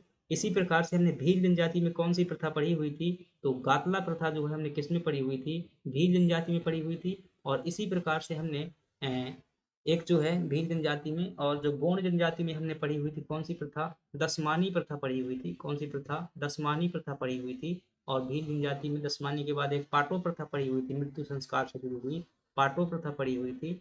और खाहुल पाटा जो है हमने गायन भी पढ़ा हुआ था। कौन सा गायन, खाहुल पाटा जो है हमने गायन भी पढ़ा हुआ था। तो ये चीज़ें भील जनजाति में पढ़ी थी। बैगा जनजाति में मृतक संस्कार से संबंधित जो है एक प्रथा थी, उस प्रथा का नाम क्या था, उसमें जो है चांदी का सिक्का जो है मुंह में डाला जाता था। चांदी का सिक्का जो है दही से जो है लगा करके सिक्का डाला जाता था, ये प्रथा बैगा जनजाति में थी। और स्नेही स्तंभ जो है हमने कहाँ पर पढ़ लिया, ये यहाँ पर पढ़ लिया हुआ। अग्निदाह प्रथा पढ़ लेते हैं, जो मृतक जो क्या हो जाता है, डेथ हो जाती है, तो गाड़ने की तुलना में जो क्या किया जाता है, उसको जलाया जाता है। बाद में जो जलाने के पश्चात जो अस्थियां बचती हैं, उन अस्थियों को कहाँ पर ले जाते हैं, गंगा में जाकर के विसर्जन कर दिया जाता है। तो ये क्या है, मृत्यु संस्कार से जुड़ी हुई परंपरा है। अगली बातें देखते हैं, तो ये चीज़ें आपको देख कर के निश्चित से बचपन की क्या है आपकी यादें जो है ताज़ा होने वाली हैं। और ये मैंने जानबूझकर डाला हुआ है कि ताकि आप जो है थोड़ा-सा बचपन को भी ध्यान करें इस पढ़ाई यहाँ पर देखिएगा कोल और कोरकू दोनों लिखा हुआ है। पहले मैं ऐसा सोच रहा था कि दोनों को एक साथ करवा दूँ, लेकिन जो है मुझे कंटेंट बनाने में इतना समय लग गया, लगभग 8 घंटे का समय लग गया, तो इसलिए मैं जो है दूसरे कंटेंट बना ही नहीं पाया। केवल कोल जनजाति में ही क्या हो गया, समय पर्याप्त हो गया। तो ये खेल देखिएगा इसमें कोल जनजाति में कौन-कौन से बच्चों के खेल प्रचलित हैं, यहाँ पर देखेंगे तो लुकौड़ा खेल है, अक्को-बक्को है और पंच गोटवा है, गधा गेंद है, डंडारी बराती है। तो ये खेल क्या है, इनमें प्रचलित हैं। अब लुकौड़ा खेल को अगर आप यहाँ पर ये देखेंगे, ये वाला खेल देखेंगे जो आँख मिचौली लिखा हुआ है, तो आँख मिचौली को क्या कहते हैं, लुकौड़ा खेल कहते हैं। हमारे यहाँ पर इसे लुकू लुकौला कहते हैं। मतलब लोग क्या है लुक जाते हैं, छुप जाते हैं, और एक व्यक्ति की जो है क्या है पट्टी बांध दी जाती है। सभी लोगों ने खेला होगा। तो इस खेल को क्या कहते हैं, लुकौड़ा खेल कहते हैं। अक्को बक्को खेल जो है यह भी जो है अभी मैं गाँव गया था कुछ दिन पहले, तो वहाँ पर जो है हमने इसे खेला हुआ था। इसमें जो है अक्को बक्को ऐसे बोला जाता है और फिर अंत में जहाँ पर जो है पारी खत्म होती है, फिर उस व्यक्ति को जो है वहाँ से हटा दिया जाता है। बाद में जो है उसके हाथ में क्या करते हैं, चिमटी काटते हैं। तो ये ऐसा गेम हमारे यहाँ पर प्रचलित है। इसे क्या कहते हैं, अक्को बक्को कहते हैं। यहाँ पर चित्र नहीं लगा हुआ है अक्को बक्को का। ये अत्ता पत्ता कौन पत्ता है शायद भर आई थिंक वही खेल होगा, अक्को बक्को वाला भी होगा। और ये जो है ये तो गुल्ली डंडा खेल है, सभी लोग जानते होंगे इसे। और ये पंच गोटौवा जो होता है, पंच गोटवा खेल है। तो इसको जो है 5 पत्थर के क्या है छोटे-छोटे टुकड़ा लेते हैं और इसे हाथों में क्या करते हैं, लोकने का काम करते हैं। तो ये भी हमने खेला हुआ है, शायद आप लोगों ने भी खेला होगा। तो इसे जो है 5 सभी लोग क्या है खेलते हैं। इसमें शायद 10 चाली चलने के लिए कुछ ऐसा ऑप्शन होता है कि जिसके पूरे हो जाते हैं वो जीत जाता है, और जो हार जाता है तो उसकी कंडीशन होती है अपने-अपने यहाँ के हिसाब से, परंपरा के अनुसार पर हारने वाले को कंडीशन पूरी करनी होती है। तो गधा गेंद क्या होती है, तो इसमें क्या होता है, एक बॉल होता है और जो है उस बॉल को सभी लोग मारते हैं। एक लोग जो है इसको क्या करता है, पकड़ता है, जो आउट कर देता है तो फिर दूसरा बॉल जो है फेंकने लगता है। जो व्यक्ति आउट हो चुका होता है उसको जो है किया जाता है। डंडारी बराती खेल भी कुछ ऐसा ही है कि भाई एक व्यक्ति क्या होता है, इसे देखेंगे इस डंडारी बराती खेल को अगर समझें, तो इसमें क्या होता है, इसे मान लीजिएगा एक व्यक्ति ये है भाई साहब, ये वाला भाई साहब है, तो ये क्या लेगा, आगे से ऐसे डंडी ले जाएगा, एक लाठी लेगा। इस लाठी में जो है आगे ड्राइवर बन के क्या हो जाएगा, चलाएगा, और सभी लोग जो है उस लाठी के पीछे खड़े हो जाएंगे। हालांकि चलेंगे अपने पैरों से ही, लेकिन ये जो है ऐसे मुंह से आवाज निकालते जाएंगे, हर हर हर हर हर। इसे क्या कहते हैं, डंडारी, मतलब कि डंडा ले लेना। आगे व्यक्ति जो है ऐसे अ, डंडा ले लेगा और आगे की ओर बढ़ता जाएगा। उस डंडे के ऊपर जो है ये सभी लोग जो है खड़े हो जाएंगे, तो क्या हो जाएंगे, बाराती हो जाएंगे, और अपने मुंह से जो है ये आवाज़ निकालते जाएंगे। इसे डंडारी बाराती कहते हैं। तो ये खेल थोड़ा सा बचपन की यादें ताज़ा करने के लिए, और थोड़ा सा परीक्षाओं में भी ये लुकौड़ा खेल शायद पूछा गया है। लुकौड़ा खेल जो है किससे संबंधित है, तो बच्चों में है लुकू लुकाल वाला जो खेल होता है, आँख मिचौली वाला, इसी को बोलते हैं लुकौड़ा। तो संस्कृति है भाई, जो हमारी संस्कृति है ना वो सभी जगह प्रचलित है, ठीक है, किसी न किसी दूसरे रूप में प्रचलित है। आपने भी इन खेलों को खेला होगा, बस नाम इनके क्या होंगे, आपके हिसाब से दूसरे होंगे। चलिए अगली बात करते हैं, और अगले हैं के कुछ पर्व और त्योहार देखते हैं। बहुत अच्छे अच्छे जो है त्योहार यहाँ पर आपको देखने को मिलने वाले हैं। चलिए कौन कौन से त्योहार जो हम देखने वाले हैं देखते हैं एक करके। तो ये हैं आपके बैगा जनजाति के क्या है, सॉरी, कौल जनजाति के जो क्या है पर्व और त्योहार हम पढ़ने वाले हैं। त्योहारों में जो खास हैं देखिएगा, भाई परीक्षा में जो आएगा तो वो तो आएगा ही, कहानी आप ध्यान से पूरी आवाज़ सुनते जाइएगा। जो शॉर्ट में लिखा हुआ है उनको भी लिखिएगा, परीक्षा में आपका प्रश्न निश्चित ही आएगा। 99% आपकी जो गारंटी है, जो हम पढ़ा रहे हैं उसके अंदर जो है आपके प्रश्न आएंगे। बाकी जो है जहाँ हम देखेंगे कि सिलेबस अगर पूरा होने का चांस नहीं होगा, तो वहाँ पर से जो है स्ट्रेटजी बदल देंगे। हर दिन जो है उसका हम क्या करते हैं, मूल्यांकन करते हैं कि हमें क्या करना चाहिए, आगे नहीं करना चाहिए, कैसे पढ़ाना चाहिए। 2-2 टॉपिक कराएँगे। अगर आवश्यकता पड़ेगी तो एक टॉपिक इधर से चलेगा, दूसरी जो क्लास होने लगेगी किसी दिन बाद से, जब थोड़ा-सा समय निकालेंगे, एडजस्ट करेंगे, थोड़ा नोटिफ़िकेशन आए, समय मिले, पता चले कैसा जो है क्या रहने वाला है। त्योहार देखते हैं। एक त्योहार है यहाँ पर हरियाली अमावस्या, एक है हरियाली अमावस्या जो होती है, ये सावन के महीने में, हरियाली से नाम ही स्पष्ट है कि हरियाली कब आती है, जब बरसात शुरू होती है। और जब बरसात शुरू होती है तो उसे क्या है, श्रावण मास में जो है वर्षा की वास्तविक शुरुआत मानी जाती है। हालांकि मानसून तो केरल में 1 जून को आ जाता है, लेकिन हमारे यहाँ आने में लगभग सावन का महीना हो जाता है। तो हरियाली अमावस्या जब अच्छी हरियाली हो जाती है तो उस टाइम पर मनाई जाती है। और ये मुख्यतः भगवान शंकर के लिए जो है ये पर्व समर्पित होता है, और इसमें जो है देवताओं के लिए रोटी बनाई जाती है, और भगवान शंकर से जो है विशेष तौर से अपने पति और जो बच्चों के अच्छे जीवन के लिए क्या की जाती है, कामना की जाती है। दूसरा पर्व है नाग पंचमी का पर्व। और नाग पंचमी का जो पर्व है, नाग पंचमी के पर्व में क्या किया जाता है, नाग को जो है दूध पिलाने का कार्य किया जाता है। और नाग इसी समय पर जो है भित्ति चित्र जो है दीवारों पर चित्र बनाए जाते हैं। अभी हम थोड़ा सा मैं यहाँ पर एक लॉजिक बताऊंगा आपको। फिर है हरतालिका तीज। यह जो है निर्जला व्रत होता है, और यह भी जो है दाम्पत्य जीवन जो है खुशी पूर्वक जो है पति पत्नी का जीवन खुशी पूर्वक रहे, और जो है संतान सुखी रहे और जीवन में समृद्धि होती रहे, इसके लिए हरतालिका तीज होता है। इसे तीजा भी कई जगह पर बोलते हैं। और यह थोड़ा सा कष्टकारी व्रत माना जाता है, क्योंकि इसमें कुछ भी नहीं खाना होता, ये निर्जला व्रत होता है। एक दिन जो है बिना पानी पिए भी जो इसमें क्या है दिन भर रहना होता है। बाद में जो है शाम की पूजा होती है, और शाम की जब पूजा होती है तो क्या करते हैं कि महुआ का प्रसाद बनाया जाता है। महुआ को भून करके कुछ चना भूने जाते हैं, तो ये क्या है निर्जला व्रत हरतालिका तीज होती है। होली आप जानते हैं, नवाखानी भी हम पढ़ चुके हैं। नवाखानी नई फसल के आगमन पर होता है। अब इनको देखिएगा, ये जो है ये आप त्योहार देख पा रहे हैं, ये जो है जनजातियां हैं, ये तुसगो, नवाखानी, महुआ, आड़ा, वारिस, ये मतलब जनजातीय भाषा कोई लिखी हुई है कोई जनजाति की। तो इसमें अगर देखेंगे तो क्या देखना है आपको, नई फसल के आगमन पर यह त्योहार होता है नवाखाई। और इसमें जो है देख पा रहे हैं शायद ये धान की फसल लिए हुए हैं, सर पर रखे हुए हैं, फिर कोई और फसल होगी इनकी। और बढ़िया ढोल नगाड़े से क्या कर रहे हैं, अपनी फसल का जो है स्वागत कर रहे हैं, और मतलब उत्सव के रूप में मना रहे हैं। इसे कहते हैं नवाखाई पर्व। अगर आप यहाँ पर देख पा रहे हैं तो ये है आपकी हरतालिका तीज है। इस हरतालिका तीज में जो है ये क्या हो रही है, पूजा हो रही है। और कुछ भी यहाँ पर मन्नत मांगी जा रही है, जो भी मन्नत हो। तो ये क्या है आपकी हरतालिका तीज है, जो कि निर्जला व्रत होता है, महिलाओं द्वारा समानता किया जाता है। ध्यान रखिए हरतालिका तीज महिलाओं द्वारा ही किया जाता है।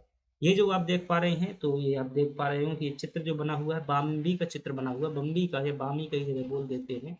और यहाँ पर प्लेट में दूध रखा हुआ है, और यहाँ पर नाग देव बैठे हुए हैं। तो ये क्या है, नाग पंचमी का त्योहार है। और यह है मुख्य रूप से, हालांकि हमारे यहाँ पर भी प्रचलित है, लेकिन मूल रूप से जो माना जाता है निमाड़ क्षेत्र का पर्व है। ध्यान रखिए कहाँ का पर्व है, निमाड़ क्षेत्र का पर्व है। और ये जो पर्व है आपका, ये क्या है आपका हरियाली अमावस्या है। और हरियाली अमावस्या में देख पा रहे हैं कि जो महिलाएं हैं कुछ ये भगवान जी को जो है कुछ चढ़ा रही हैं। और ये रोटी जो है, इसमें देवताओं को रोटी क्या है चढ़ाई जाती है, वहीं पर शायद खाना बनाया जाता होगा। तो ये आपका कौन सा पर्व है, हरियाली अमावस्या। तो ये जो है आपके त्योहार हैं। और चलिए अब इसमें थोड़ा सा मैं जो लॉजिक की बात कर रहा था, चलिए उसकी भी बात कर लेते हैं। अब देखते हैं, जैसे कि हम बात करें, आपसे ऐसा प्रश्न आ जाएगा, मध्य प्रदेश का मानचित्र पहले बना देता हूँ। ये हो जाएगा हमारा मध्य प्रदेश का। अभी जूम कर लेंगे बाद में, तो आपको 2000 सटीक चीज़ें समझ में आ जाएंगी। ये जो है मैंने क्या किया, मध्य प्रदेश का एक सांकेतिक मानचित्र बनाया। ठीक है। अब इस मानचित्र में अगर आप ध्यान से देखेंगे, तो आप कहेंगे कि सर जो ये वाला क्षेत्र है, कौन सा, ये वाला जो क्षेत्र है, ये क्या है, ये इस क्षेत्र का नाम जो है दक्षिणी जनजातीय प्रदेश नाम है। क्या नाम है, इस क्षेत्र का नाम जो है दक्षिणी जनजातीय प्रदेश जो है इसका नाम है। क्या नाम है, दक्षिणी जनजातीय प्रदेश इसका नाम है। और इस दक्षिणी जनजातीय प्रदेश की जो प्रमुख जनजाति थी, उसका नाम क्या था, कोरकू जो है इसका प्रमुख नाम था। ठीक है, कोरकू भी था। कोरकू जो है इसका प्रमुख नाम था। और यहाँ पर जो एक जनजातीय प्रदेश था, इसको कहते थे पूर्वी जनजातीय प्रदेश। इसको क्या कहा हुआ था हमने, पूर्वी जनजातीय प्रदेश। और इधर वाला जो जनजातीय प्रदेश था, इसे हमने क्या कहा था, पश्चिमी जनजातीय प्रदेश।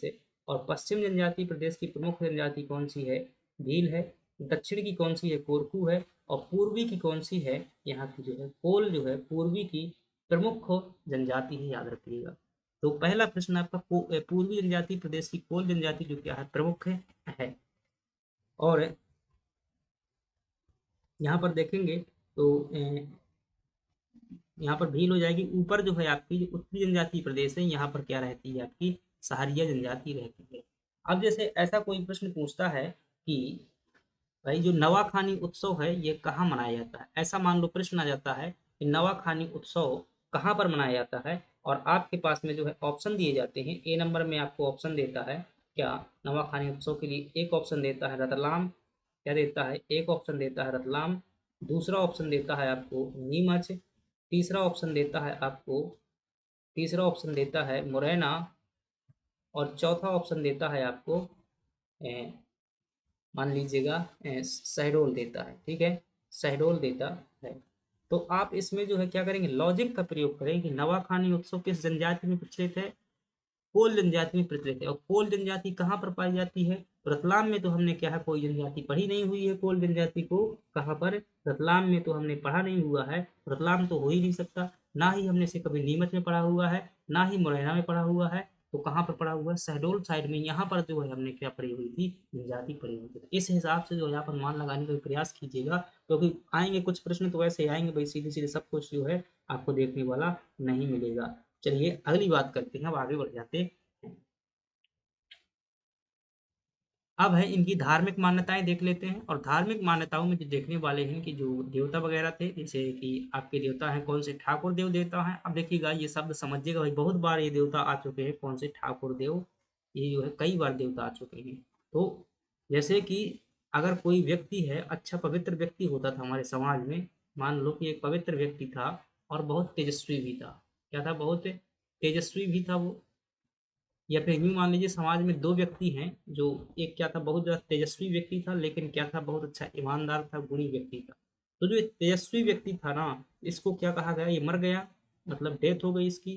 तो डेथ होने के बाद में लोगों ने इसको पूजना प्रारंभ कर दिया। क्या कर दिया, पूजना प्रारंभ कर दिया। तो ये व्यक्ति जो है ठाकुर देव के रूप में पूजा गया, किसके रूप में, ठाकुर देव के रूप में।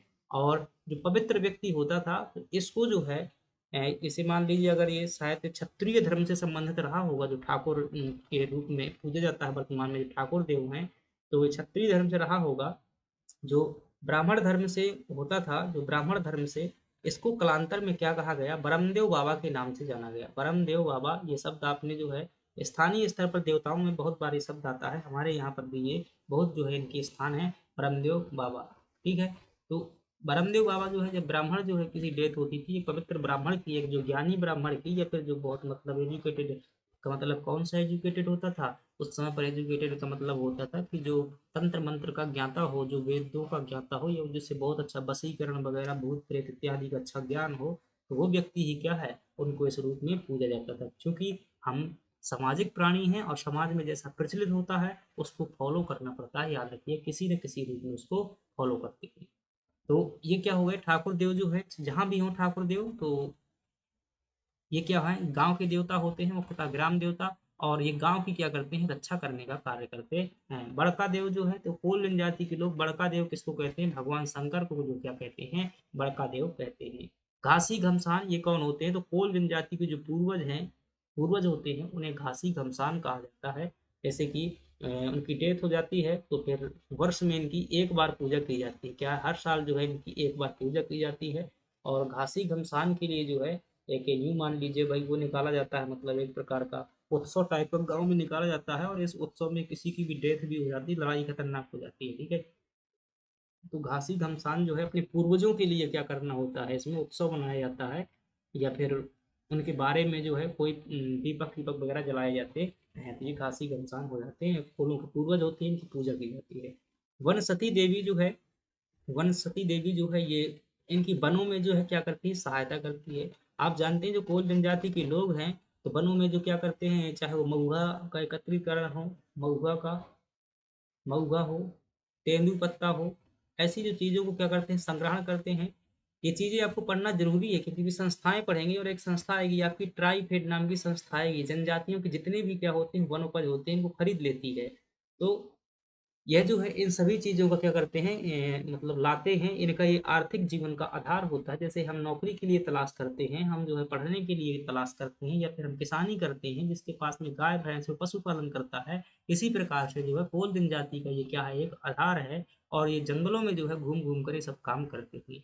और जो रात में काम करते हैं, तो जंगलों में डर तो लगता ही है, बहुत सारे जानवर आ जाते हैं, तो उस समय पर जो है ये वन सती माता का क्या करते हैं, स्मरण करते हैं। और कोई भी दिक्कत होती है तो उन्हीं का जो है सहारा लेते हैं अपनी मानसिक ताकत को बढ़ाने के लिए। याद रखिएगा, धर्म एक जो है सकारात्मक ऊर्जा का द्योतक होता है। और इसमें रियल में जो है आपकी कोई सहायता करने नहीं आता है। ये क्या है, एक प्रकार की जो है सकारात्मक ऊर्जा होती है। जब आप जो है क्या करते हैं, किसी के ऊपर भरोसा करते हैं, तो हमारे अंदर जो है एक सकारात्मक एनर्जी आ जाती है, ऊर्जा आ जाती है। उससे हमें क्या मिलता है, साहस मिलता है, हमारा हार्मोनल्स और शारीरिक संतुलन ठीक हो जाता है। ऐसी स्थिति में हमारा दिमाग जो है सामान्य काम करता है। डर की स्थिति में जो दिमाग सामान्य काम नहीं करता है, मतलब भटक जाता है। शारदा माई की भी क्या करते हैं, पूजा करते हैं, चूंकि बघेलखंड क्षेत्र के हैं ये। रीवा जो है इनका मूल निवास स्थान है, तो वहां पर जो है रीवा सतना में मैहर माता जो है बहुत ज्यादा प्रत्येक है, ये हो गया है। फूलों का आर्थिक जीवन आपसे पूछा जाए, आर्थिक जीवन को लेकर के, तो आर्थिक जीवन में आपको ध्यान रखना है कि इनका जो है मुख्यतः, ये कई बार प्रश्न आया हुआ है, याद रखिएगा, किस जनजाति का जो है कोयला आधारित जीवन है। तो कोयला से कोयल तो है अपने आप जो है सेट हो जाता है, लेकिन कई प्रश्न आ चुका है। वन विभाग के अंतर्गत जो है क्या करते हैं, ये मतलब उपज का संग्रह करते हैं, चाहे महुआ का हो चाहे वो तेंदुल पत्ता का हो। तो ये जो है आप देख पा रहे हैं चलिए आगे बढ़ जाते हैं। कोल जनजाति के डांस देखते हैं, नृत्य देखते हैं। तो नृत्यों में ध्यान रखिएगा, एक नृत्य साफ सिर्फ आपको ध्यान रखना है, कोल जनजाति में एक डांस याद रखना है। और वो डांस कौन सा है, उसका नाम है दहका नृत्य। दहका नृत्य है, कैसे याद करेंगे, याद करने का बहुत आसान तरीका है। कोल से आपको ध्यान आएगा कोयला, और जब कोयला जलेगा तो क्या होगा, मतलब दहन होगा। कोयले का क्या होगा, दहन होगा। तो दहन से क्या हो जाएगा, दह का नृत्य। ठीक है, तो ये व्यक्ति भाई जो है दह का नृत्य के लिए ढोल बजा रहा है। हालांकि ऐसा होता नहीं है भाई, ये सांकेतिक रूप से दह का नृत्य नीचे देखिएगा, इधर आपको दिख रहा होगा, मैं जूम कर रहा हूँ थोड़ा सा, चीजें स्पष्ट दिखाई देंगी। तो ये जो देख पा रहे हैं ये नृत्य, ये वाला डांस जो देख पा रहे हैं, यहाँ पर नहीं दिख रहा है। चलिए वो जूम मतलब मुझे इमेज मिली ही नहीं, मैंने बहुत ढूंढने की कोशिश की, तो यही बस जो है इमेज मिली हुई थी। तो ये व्यक्ति जो है मांदर बजा रहा है, क्या बजा रहा है, मांदर बजा रहा है, शायद इतना बड़ा ढोल ही है। ढोल ही मांदर होता है, और जो है ये महिलाएं कर रही हैं। तो देखिएगा इसके बारे में क्या खास ध्यान रखना है। ध्यान रखना कि इसका जो अर्थ होता है, कोलों का दहकना, दहकना मतलब दहाड़ना। दहाड़ना, कोल क्या करते हैं अपनी मतलब बहुत हर्ष उल्लास के साथ में इसमें जो है उमंग के साथ में डांस करते हैं, यानी कि दहाड़ते हैं, डांस के रूप में दहाड़ते हैं, मुंह से नहीं दहाड़ते हैं। और ये जो है कोल जनजाति का प्रमुख और सबसे प्रिय नृत्य है, ध्यान रखिएगा, कई बार प्रश्न पूछा हुआ है। दहका नृत्य जो है कोल जनजाति में प्रचलित है। इसका अन्य नाम क्या है, इसे कुल्हाई नाच भी कहते हैं, कोल्हाई नाच भी कहा जाता है। और विशेष अवसरों पर किया जाता है, विशेष अवसर पे, जैसे बच्चे का विवाह हो रहा है, बच्चे का जन्म हुआ है, कोई दिवाली का टाइम है, कोई जो है घर में बुआ आ रही है, तो ये क्या होते हैं, विशेष अवसर होते हैं। तो जैसे हमारे यहाँ पर क्या होता है, जैसे कोई आता है तो वहाँ पर दादर होता है, ठीक है। ये कोई मतलब खुशी, थोड़ी सी भी खुशी हुई तो दादर जो है शुरू हो जाता है। वो गांव के जो है क्या हो जाते हैं, चार छह लोग इकट्ठा हो जाते हैं, एक ढोलक ले आते हैं, धम धम होने लगता है, जैसे क्या कहते हैं, दादर कहते हैं खुशियों के अवसर पर। ऐसे ही यहाँ पर दहका नृत्य होता है। हर जनजाति में एक ही जो है पर्व या त्योहार, एक नृत्य विशिष्ट होता है, और इसमें जो है दहका नृत्य जो है विशिष्ट है, ध्यान रखेंगे। चलिए अब जो है ये ट्रिक हो गई आपकी। कोयला जलेगा तो क्या होगा, इसका दहन होगा, दहका नृत्य हो जाएगा। अगली बात करते हैं, कोल जनजाति के महाकुंभ के बारे में देख लेते हैं। अब इधर अगर आप गौर से देख पा रहे हैं तो ये इसमें सब कुछ लिखा हुआ है। कोल जनजाति महाकुंभ, ये जो है मध्य प्रदेश सरकार की, मैंने ऑफिशियल वेबसाइट से उठाया हुआ है। राम, भगवान राम की जो भक्त सबरी माता से है कोल जनजाति का संबंध माना जाता है। कोल जनजाति मध्य प्रदेश की तीसरी बड़ी अनुसूचित जनजाति है। मध्य प्रदेश में कोल जनजाति की संख्या लिखी हुई है, सिंगरौली जिले में निवास करती है, रीवा सतना शहडोल सीधी पन्ना में। तो ये सभी बातें लिखी हुई हैं। तो कोल जनजाति में जो सबरी माता थी, सबरी माता की जयंती के संदर्भ में जो है ये महोत्सव मनाया जाता है। तो 2023 में 24 फरवरी 2023 को आयोजित किया गया था। कहाँ पर, सतना में हुआ था। और यह आयोजन जो है मध्य प्रदेश सरकार करवाती है, किसके उपलक्ष्य में, सबरी माता की जयंती के उपलक्ष्य में होता है। अगली बात देख लेते हैं, कोल विकास प्राधिकरण। कोल जनजाति है, और उसको डेवलपमेंट करना पड़ेगा। डेवलपमेंट करने के लिए सरकार ने क्या की हुई है, कोल विकास अधिकरण या प्राधिकरण या अथॉरिटी बनाई हुई है। इसकी स्थापना 2011 में की गई थी। ऐसे ही जो है बैगा जनजाति के लिए भी बनाई गई, सभी जनजातियों के लिए अपने अपने अधिकरण बने हुए हैं। तो कोल जनजाति के लिए ध्यान रखेंगे 2011 में बना हुआ है, और इसका उद्देश्य जो है कोल जनजाति का क्या करना, विकास करना। और यह जो है इसको बेहतर क्रियान्वयन करने के लिए जिला स्तर पर कोल जनजाति प्रकोष्ठ की स्थापना की गई है। तो ये फ्रेंड्स चीज़ें क्या हैं, ये हमारी कोल जनजाति को लेकर के जो है चीज़ें हो गई। तो ये हमारी जो है यहाँ पर क्लास क्या होती है, ख़त्म होती है। अब आपका काम आता है, आपको जो है ध्यानपूर्वक क्लास को देखने के लिए पहली बात तो थैंक यू। दूसरी बात जो आपको काम करना है, वो काम कौन सा है, लाइक करना है वीडियो को, और एक प्यारा सा जो क्या करना है, कमेंट करना है। आपके कमेंट से शायद आपको पता नहीं बहुत सारी सकारात्मक ऊर्जा मिलती है, क्योंकि जो हम कार्य कर रहे हैं उससे ऐसा लगता है कि ठीक है, मतलब आपके जो है हित में जा रहा है। तो आप जो है कोई प्रश्न हो तो पहली बात कमेंट बॉक्स में बता दीजिएगा, प्रश्न कोई भी हो कमेंट बॉक्स में बताइएगा। और थोड़ा-सा सपोर्ट कीजिएगा, क्योंकि सपोर्ट की आवश्यकता है। जितने लोगों तक क्लास पहुँचेगी, यकीन मानिए एक ऐसा मैं प्रतिस्पर्धा का माहौल तैयार कर दूँगा, इतनी प्रतिस्पर्धा है आपके लोगों के आपके बीच में हो जाएगी कि मजबूर हो जाएँगे आप पढ़ने के लिए, और पता नहीं आपको जो है मजबूरी में ही सही कितनी पढ़ाई कर देंगे। तो हालाँकि मुझे सदस्यों की आवश्यकता होगी, कम से कम अगर मेरे पास में 1000 मेंबर हो जाते हैं तो यकीन मानिएगा मैं प्राइज़ टेस्ट तक दूँगा, और प्राइज़ टेस्ट ये आर्थिक कारक बहुत बड़ी भूमिका निभाता है परीक्षा में। तो जल्दी से क्या करना है आपको, 1000 मेंबर जो है टेलीग्राम में जो है जोड़ने के लिए क्या करना है, आपको प्रयास करना है। और जैसे-जैसे क्लास पहुँचेगी, चूँकि परीक्षा का समय जैसे ही नज़दीक पहुँचेगा, लोग शुरू से तैयारी नहीं करते हैं। परीक्षा के जहाँ 10-15 दिन बचते हैं, 1 महीने बचते हैं, फिर क्या करते हैं, तैयारी करना शुरू कर देते हैं। तो उस दौरान कुछ नहीं होता है, याद रखिएगा ये सच्चाई है कि उस दौरान जो कुछ नहीं होता है, तो पहले से तैयारी करनी होती है। तो इतने मेंबर जिस दिन हो जाएँगे तो फिर क्या है, हम और बेस्ट प्रयास करेंगे, और टेस्ट ऐसे करवाएँगे कि मतलब उस टेस्ट में आपको ज़रूरत लगेगी कि हाँ, बहुत ज़रूरी है, इसमें टॉप करना जो है ज़रूरी है, और फिर जो है टॉप करने में जो है बहुत मज़ा आएगा। तो जो भी लोग इस चीज़ की तैयारी करते हैं, जो लोग जगह-जगह पर कोचिंग ढूँढ रहे हैं, वो कर रहे हैं, तो उधर भेजिएगा। यहाँ पर जो है कि ये जो है निःशुल्क चीज़ें यहाँ पर हो रही हैं, यहाँ पर जो है जुड़िएगा। चलिए, थैंक यू। पीडीएफ जो है आपको टेलीग्राम चैनल पर मिल जाएगा। मिलते हैं अगली जो है हमारी जनजाति होगी, वो जनजाति कौन-सी होगी, उसका नाम है कोरकू जनजाति हम करेंगे। देन इसके बाद में जो है 6 जनजातियाँ हैं, हम क्या कर चुके हैं आपको पता होगा कि सबसे पहले हम भील जनजाति कंप्लीट कर चुके हैं। दूसरे नंबर पर हम जो है गौड़ जनजाति कंप्लीट कर चुके हैं। तीसरे नंबर पर जो है हम बैगा जनजाति कंप्लीट कर चुके हैं, और आज जो है हमने क्या कर ली, कोरकू जनजाति कंप्लीट कर ली हुई है। अब जो है हमें मुख्यतः क्या करनी है, सॉरी मैंने क्या लिखा है यहाँ पर, कोरकू लिखा हुआ है। कोल जनजाति जो हमने कंप्लीट की हुई है। और जो हमारी 5वें नंबर की जनजाति होगी, वो होगी आपकी क्या नाम है भाई, कोरकू जनजाति होगी, कोरकू हो जाएगी। और छठवें नंबर पर हम क्या करेंगे, भारिया, तो बहुत छोटा सा टॉपिक है, तो भारिया जनजाति और भारिया सहारिया हो सकता है हम एक साथ ही देख लें, भारिया और सहारिया जो है लगभग एक साथ देख लेंगे। सहारिया क्योंकि ये जो है छोटी छोटी जनजातियां हैं। तो ये जो है हमारे 3 दिन के लिए ये टॉपिक, 2 दिन के लिए टॉपिक और बचे हुए हैं। सो मध्य प्रदेश की मुख्य जनजातियां क्या हो जाएंगी, आपकी समाप्त हो जाएंगी। और देन इसके बाद जो हम करेंगे, फिर एक क्लास हमारी पीवीटीज की होगी, पीवीटीज की होगी, और फिर हम देखेंगे कि स्वतंत्रता आंदोलन में जो महत्वपूर्ण व्यक्तियों ने क्या योगदान दिया है। बस और फिर जो है जनजातियों से संबंधित कुछ संस्थाएं देखेंगे, मतलब कौन कौन सी संस्थाएं कार्य कर रही हैं। और एक जो हमारी क्लास होगी योजनाओं को लेकर के होगी, जनजातियों के लिए कौन सी योजनाएं चलाई गई हैं। तो ये जो है हमारा दिसंबर के ये सॉरी नवंबर के अंत तक जो है लगभग 2-4 दिसंबर तक ये टॉपिक कंप्लीट हो जाएगा। और जिस दिन एमपीपीएससी का नोटिफिकेशन आएगा, उस दिन जो है हमारे हाथ में 3 यूनिट हम जो है कंप्लीट कर चुके होंगे। याद रखिएगा, बस रेगुलर जो है कार्य करता रहना, आपका रिवीजन भी होता रहेगा। और जैसे ही परीक्षा के हमें नोटिफिकेशन के बाद पता चले कि हमारे पास में 2 माह का समय है या 3 माह का है, तो उस टाइम पर हम जो है कठिन-कठिन जो यूनिट हैं आपकी, जैसे जनजातियाँ हो गई और कंप्यूटर हो गया, बाकी एमपी जीके तो ऐसा है कि भई 15 दिन का अगर हमें समय मिल जाएगा ना, तो इतने में जो है हम धूम मचा देंगे, याद रखिएगा। जी हाँ, धूम मचा देंगे कि लगभग जब एक क्लास के बाद में 10 फैक्ट दिए जाते हैं, तो पता नहीं जो है एक टेस्ट में कितने क्वेश्चन कंप्लीट हो जाते हैं, ऑप्शन को जब क्रॉस किया जाता है। तो ये तकनीक है अपने पास में, चीज़ें पता भी हैं, हो जाएगा, कोई टेंशन वाली बात नहीं है। चलिए, थैंक यू।